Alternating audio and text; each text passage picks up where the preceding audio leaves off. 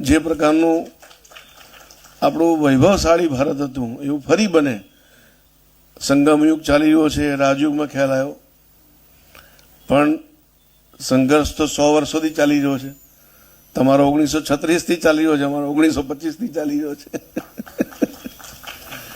છે તો આ જ સમયગાળો. ઘણી બધી સંસ્થાઓ આ પ્રમાણેનું કામ કરી રહી છે, પણ એમાં વિશેષ જે આત્મા અને પરમાત્મા એનું જે મિલન કરાવવાની વાત છે ને, એ આ બ્રહ્માકુમારી સંસ્થા જ કરાવી શકે.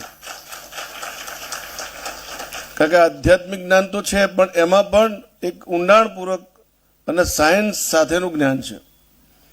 આપણે સમજીએ તો બધું જ છીએ, પણ એને પોતે વિચારતા થવું અને રોજે રોજ એનું સ્મરણ કરવું એટલું સહેલું નથી હોતું.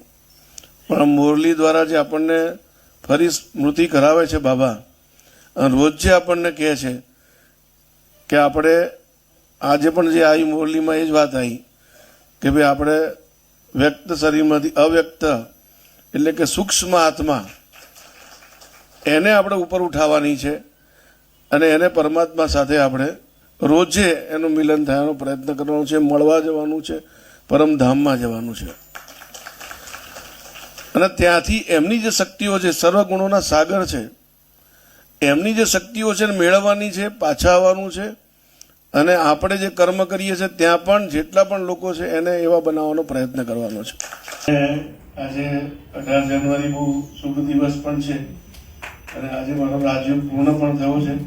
મને પણ મનથી ખૂબ શાંતિ મળી છે. જે મેળવવા માટે લોકો દોડાદોડી કરતા હોય છે, અમે સંઘનું કામ કરતા હોઈએ થોડું અમે વિચારતા હોઈએ છીએ કે આપણે શક્તિશાળી રહીશું તો પછી બીજાને શક્તિશાળી બનાવી શકીશું, તો સંગઠન શક્તિશાળી બનશે, તો ભારત શક્તિશાળી બનશે. એટલે અમે બધી રીતે પ્રયત્ન કરતા હોઈએ છીએ. એમાં આજે આધ્યાત્મિકતાનું એક મોરબીજ ઉમેરાયું છે. એ બદલ બ્રહ્માકુમારી સંસ્થા અને પરમપિતા પરમાત્મા અને જેમના મુખેથી આ રાજયોગ થયો આનંદ સૌનો ખૂબ ખૂબ આભાર માનું છું. ધન્યવાદ. ભારત માતા કી જય. ધન્યવાદ.